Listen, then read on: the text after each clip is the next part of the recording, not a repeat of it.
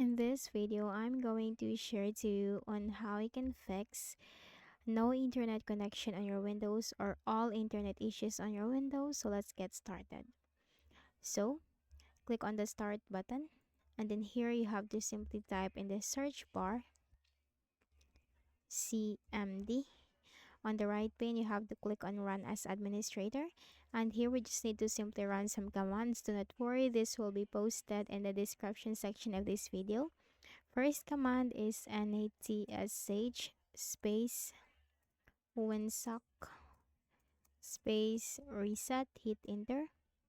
Next command, netsh space winsock space reset space catalog, hit enter.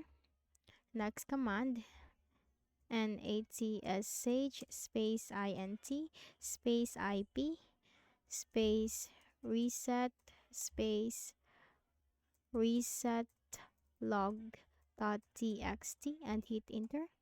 Now type exit, hit enter, and then make a right click at the start button, shut down or sign out, and restart your Windows. Next method, right click at the start button, select device manager. Here in the device manager window, we have to simply locate network adapters. Okay. And here we have to look for our network adapter. Make a right click, select update driver, browse my computer for drivers. Let me pick from a list of available drivers on my computer. And here you just have to simply choose one by one to try each driver as to what will work for you. And then click on next. And Windows will successfully update your drivers. Close this. Next method, go back to the same device manager window, locate your network adapter, make a right click, select uninstall device, and click on the uninstall button. Do not worry, this will be reinstalled again into your Windows, so you just need to simply make a right click at the start button, shut down or sign out, and restart. After restarting, that will automatically be reinstalled into your Windows. Next method, click on the start button, click on the settings icon. Now here in the list of options on the left pane, we just have to simply click on network and internet, scroll down and click on advanced network settings. Now under more settings, you can find network reset, click on that.